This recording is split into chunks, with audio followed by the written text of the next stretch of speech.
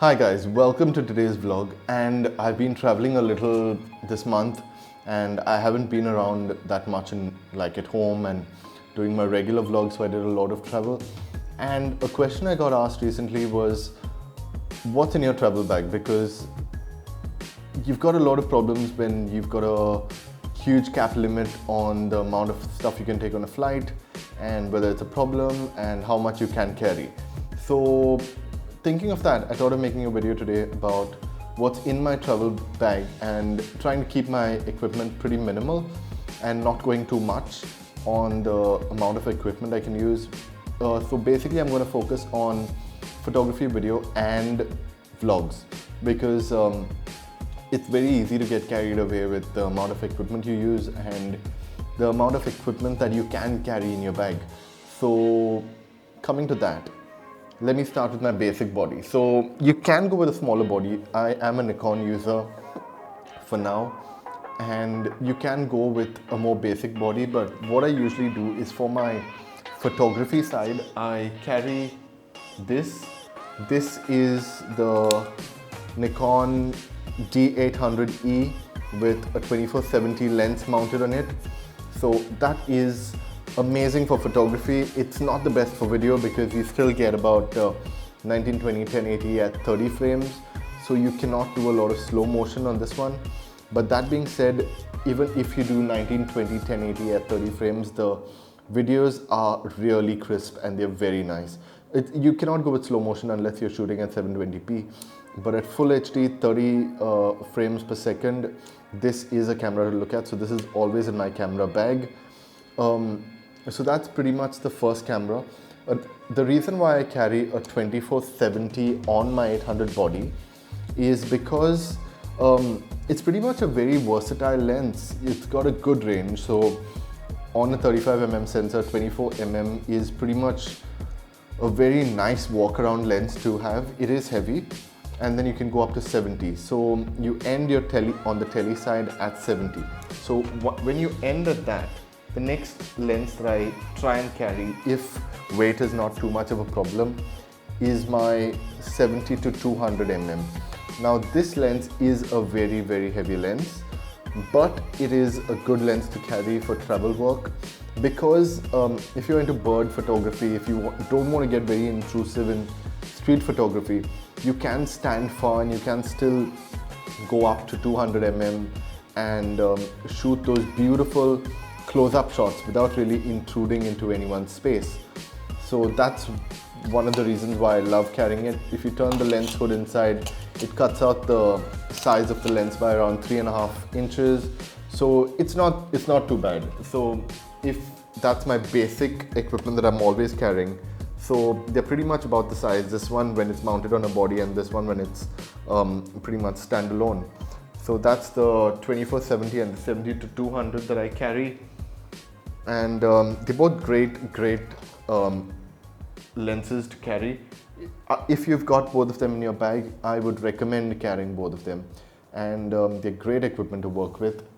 One lens that has been in my bag from the starting of time when I started photography, this beautiful 50mm lens, which is the cheapest lens that Nikon makes. It's the 1.8D 50mm, which is it's a very nice lens actually, but it does not work on smaller bodies like the 5200, 5300, 3300, 3200, 3000, 3100 Nikon cameras because it does not have a drive motor. But if you're looking at anything in the 7000 series, that's the D7000, the 7100, 7200, 7500, D610, D750, D800, D810, D5, D4, D3. This lens will work because those cameras have a drive motor and it is a very sharp, very crisp lens. You can Google it out. It's called the 50mm 1.8D. It's very cheap. You get a better version called the 1.8G, but I still think that this just works fine and I like this lens a lot. So that's always in my camera bag. Even if you want to keep your equipment really minimal, two lenses that you should have is the 50mm because it's got a very nice reach. It's not too far, it's not too close, it's kind of in between. And if you want beautiful portraits, the 85 is a must-have. because it is a beautiful portrait lens. It is a beautiful street photography lens, especially if you're using a full frame body. If you're using just a crop body, you can go in for the 35mm and a 50mm. But if you're choosing a full frame body, then go ahead with a 50 and a 85 and you won't regret, because they are extremely good. So that's pretty much the lenses that I use on my basic cameras. Now, if you're traveling to a place like a beach or you're traveling to some water sports, I would recommend carrying one of these, the GoPros. I'm still on the GoPro Hero 3 Black. It is very nice. It shoots in 1920, 1080, 30 frames, so it's fine. And it is a good camera to shoot. The quality is good. It's not that good for low light, but if you're shooting in pools, you're shooting in beaches, waters, stuff like that, it is a good thing. Carry the waterproof housing with it and carry extra batteries, because the GoPro dies out pretty quick. So I use the GoPro Hero 3. Another thing that I carry just for vlogging is the small little Cybershot. It's the Cybershot DSC W630, which is extremely cheap. It's like 5,000 Indian rupees, which is very cheap for a camera. It shoots in 720p, so this is the only camera in my entire kit that shoots at quality that's not full HD, but it's very simple to use. So you just pretty much point it to your face and you're vlogging. And it is very easy to vlog. So if you're shooting a vlog in 720p, which not a lot of people do nowadays, but this is a nice camera. People don't really have a problem with you shooting with something this small, or you can just use your phone. But if you want to save the battery on your phone, I always carry one of these in my bag. Tiny little cameras. It's got a hot shoe mount at the bottom, so you can mount it on a tripod if you ever need to.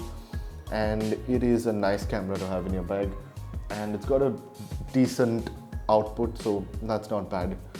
One thing that I started carrying and I dropped out of traditional drones from the Phantom series was as soon as I got this. So this is the Mavic Pro. It is a beautiful drone. You can check reviews of that. I've done a few first flight videos. I've done all my drone footages this year are from this beautiful drone. I carry a lot of extra batteries for drone work, because drone batteries run out in like 20 minutes, 25 minutes. So always carry extra batteries when you're carrying a drone. You do have problems traveling in certain countries and certain spaces with drones, and people get really flustered. But that being said, carrying a drone just gives you a whole different perspective. So if you can carry one, you do have one, go ahead and get the Mavic. It's very non-intrusive, and it's kind of nice to carry a drone, and you know you're getting aerial perspectives to your travel videos. So that's one really amazing thing that you need to carry in your bag, and I would totally recommend carrying the DJI Mavic Pro. So that's pretty much all I have to recommend on the camera side.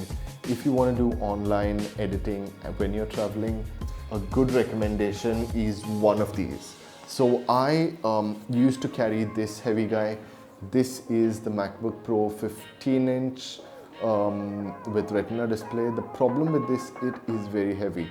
So it's great for video editing. It handles Final Cut Pro beautifully, and it's actually a really nice camera laptop.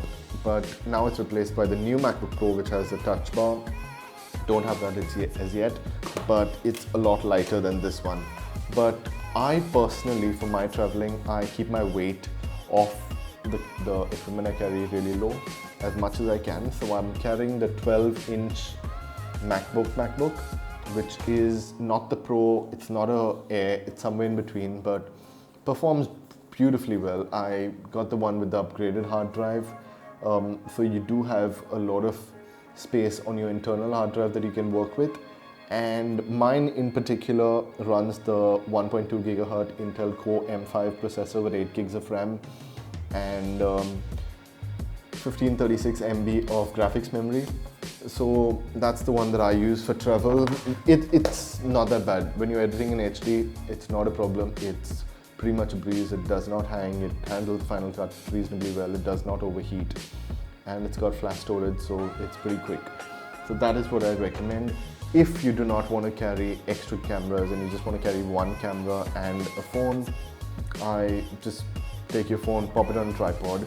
But how do you pop it on a tripod is I use this small little mount which is available for 100 rupees or $2 on Amazon, and you pretty much take your phone and you pop it into this, and it's got a hot shoe mount and it's got a 1/4 inch mount at the bottom.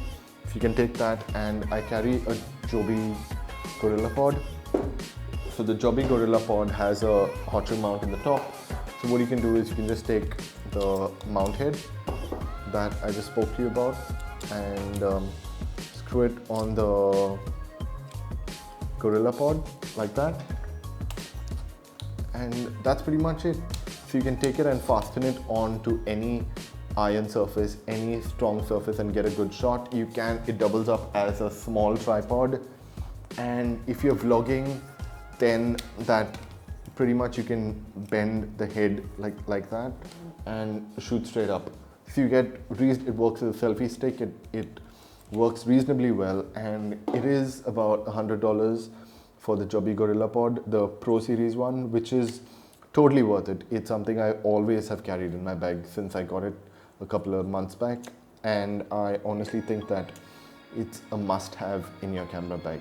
Now, if you do not mind carrying a tripod with you, then, and just for travel purposes, I carry this Alta Pro. It's the 26380 tripod from Vanguard. It's about $250. It's great because if you're carrying a camera as heavy as the 800E or a lens like the 70-200, you need to have something strong to support the weight. And I think that having this is a beautiful option. It is strong enough, it's light, and it's got a nice ball head that you can pretty much pan and get vertical or horizontal shots, and it works reasonably well. So I think that's a good option to have.